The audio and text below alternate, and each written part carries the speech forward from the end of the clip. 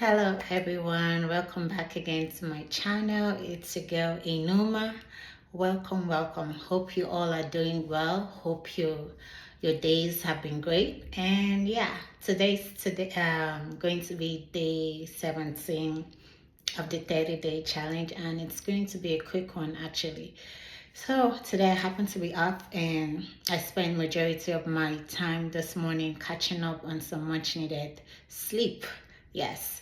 So I'm going to be talking to you about some of the ways that you can combat burnout, as a healthcare provider or healthcare professional or as a nurse like me. So yes, what are some of the ways that you are able to minimize burnout in your profession, especially as a healthcare worker? We all know that healthcare can be very demanding, very stressful, especially some of us who like to pull a lot of overtime shifts and just keep constantly moving and grinding and trying to make ends meet for our families and for ourselves. Or maybe you have a project that you're working on and you've just poured your all into your work, and now you're feeling so stressed, overwhelmed, or just burnt out. Nursing can be very stressful. Healthcare can be very stressful as a whole, especially when I remember when I first started, working as a nurse. And back in the day, 7 years ago, I found myself always constantly stressed, constantly burnt out. I was always trying to pick up shifts, kept on grinding, trying to make that money. And I found out that within the first year of the nursing career, I was so stressed, so burnt out. I was like, oh my God, am I actually in the right profession? Is this really what I wanted for myself? I had to ask myself a lot of questions. And I was also, talking to my friends and co-workers at the time and wanting to know if they were also experiencing the same challenge I was experiencing, even though my first year in the career is always the hardest one. But that burnout didn't stop even just within the first year. I found out within the next couple of years, even 3 years in, I was also always burnt out, consistently burnt out, until I learned some tools along the way that could, help me be less stressed and burnt out in my profession. So yes, I'm going to share with you some tips and some of the things that has helped me over the years, to deal with burnout. And yeah, stay tuned and stay with me as I jump in. So today, and my first tip right here that I have is, indulging in sleep and rest. Yes, so we're still on this topic of rest. Rest is very important. Rest is not a luxury. It's not you taking rest doesn't mean that you're being lazy or trying to slack on your goals. Sometimes you just need that much needed rest. Setting your alarms, every morning, trying to get up and pushing yourself to go make that money. But then on your off days, you find out you're very stressed. Even after two days off or a day off, you still feeling not rejuvenated. You still feeling stressed. You come back to work, it's still like you're still trying to go and push, but your body's telling you that no, you didn't take good care of me. You didn't take the time to actually get some much needed rest on your days off. So encouraging you guys, if you are someone that you like to push, you like to go, and you're always on the grind, it's okay to take some time and rest, especially on your days off. Switch off that alarm, turn off that phone, put it on silent. Just shut the world off and take some time, much needed time to yourself, to get 8 hours of sleep if you can afford to. Get 8 hours of sleep. Rest is very crucial to our health, to our well-being. So we want to make sure that we are consistently pouring into ourselves, before you go out there, showing up to work, clocking in, and trying to, take care of other patients. You want to make sure that you are your number one priority. You take care of yourself, take that much needed rest, and you find out that you come out feeling more rejuvenated and energized, to take on more tasks or roles at your job, or pick up the extra shifts depending on, what you need to do at the time. Another point I have here is staying grounded. So yes, on the days that I'm off, I'm sleeping in for sure. That's that's no brainer. I'm gonna sleep in, and then I try to, when I wake up, I take time to connect to myself, spend time with God, because I'm a spiritual person. My faith is very vital to me. So I take time, either playing some Christian music, or listening to some worship songs on YouTube, or even just a chill melody to just help me be in that restful state. And then, I pick up my devotional, my Bible, I'm studying. I take that time to myself to just pour into myself spiritually, just meditating, journaling. Sometimes it's hard for me to catch up with, journaling and just pouring into myself, especially when I have to be up in the morning, and I work at 6:45, starting my shift.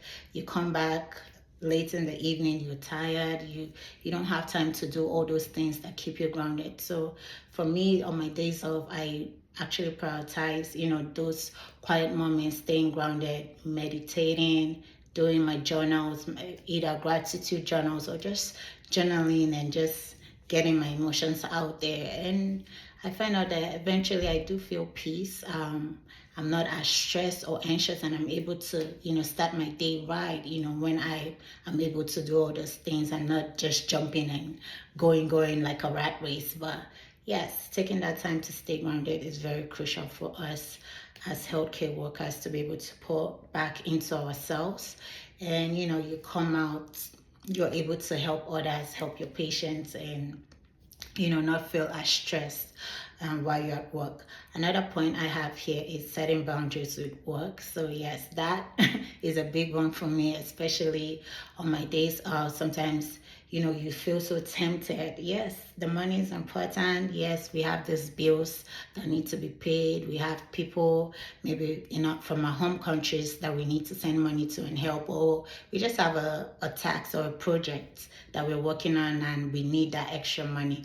But sometimes, I promise you stepping aside and taking your days off, and not being tempted to pick up those extra shifts just to make that money, it's gonna pay off in the long run. You find out that you're actually pouring more into yourself, taking that time to actually do the things that you want to do at home.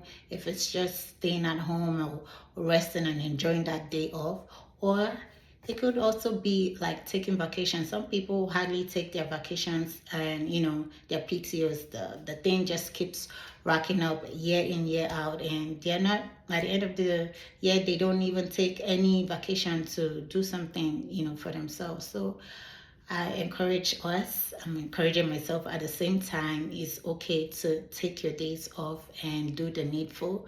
Rest. If you need to go out, you go out, take yourself out, pamper yourself a little. What is that thing you enjoy doing? Sometimes it could just be staying at home and watching a good movie, picking up a book, reading, or going out to do some sporting activities if you're into sports, whatever it is that you enjoy doing. Actually taking that time for yourself, and not thinking that you just have to constantly keep going and trying to be on the grind to make that money. But at the end of the day, you find out that even the money, you're not even spending it on the things you need to spend it on, or you just constantly burnt out just by trying to spread yourself too thin and picking up extra shifts at your job. So sometimes you need to actually say no, and take that time to yourself to just indulge and rest and do the needful. Another point I have here is, staying healthy, eating right. Exercising is a good way to take some time off and just de-stress. Like you go to the gym, you do some workout, burn out some, calories, come back home, prepare a good meal for yourself. Those are things you can actually do when you're making time for yourself and not constantly consumed in your job, or picking up those extra shifts. You'll have more time to actually go to the grocery, buy some uh, food, and come home and cook a good home prepped meal. And your body will thank you later for it, that you're actually able to take that time to point to yourself, whatever it might be, whatever it is that that keeps your mind, body, and soul together. Or it could, just be you staying in touch with your family, spending good quality time with your family, finding connect groups that you can connect with, communities out there that you could join, or just something that you could do. Without constantly just living your life for corporate America and just focusing on work. Sometimes we need that, to take that time out to take good care of ourselves, eat right, prepare the right kind of meals, and just exercise and do things that our body actually needs, in the long run. So yes, and don't forget, staying hydrated is also crucial, to our well-being. The last one I have here is self-care. Yes, self-care is so important. As a healthcare provider, we are constantly giving, caring and nurturing to the needs of others. We also need to be able to pamper ourselves and also nurture our own needs. So, when you take out time, you can actually find out what is that thing that you've been putting off. Maybe it's a dental appointment, maybe it's a checkup that you need to go and do, or some much needed thing that you've actually wanted to do for yourself. Maybe it's joining a group class around your area, a Zumba class, something that you've always wanted to do, but you've just always been putting it off because you have to make the money and leave. But you being able to have a life outside work is very important, because at the end of the day, you want to show up your best self. You want to be able to give good quality care to your patients and to the people around you. You want them to enjoy your best and not constantly getting your very tired self or worn out self. You want to always be at your best as much as you can. So yes, having a life outside of work is very important to create that good work-life balance, whatever that looks like to you. You can pick up activities or hobbies.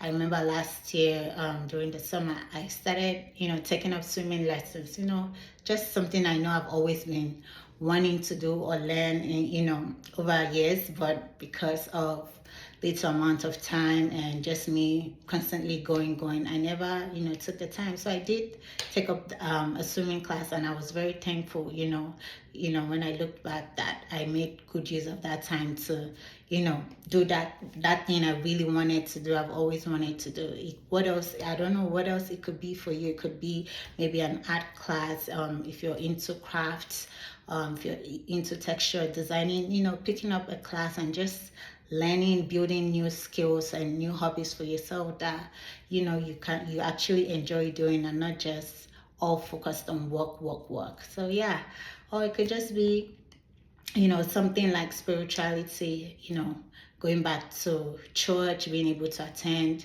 the community groups they have in church, and just being more involved in your community, being more present, within your circle, your family, your friends. And you find out that you come out feeling more energized, more stronger, feeling more confident that you can take up new tasks and new roles and continue to push in life. So yes, I hope I didn't bore you with this, but yes, rest is crucial. It's okay to point to yourself. It's okay to take good care of yourself and give yourself a little pampering, as a healthcare worker, because at the end of the day, we want to show up in our best selves, and we want to provide the best care for our patients. And we can only do that by pouring back into ourselves and making sure that we are good, like actually good, So yes, come to the end of my video. I hope you'll be able to put in these tools into practice, and yeah, let me know how it works for you, and I look forward to seeing you in my next video. Stay tuned and take care. Have a good one. Bye bye.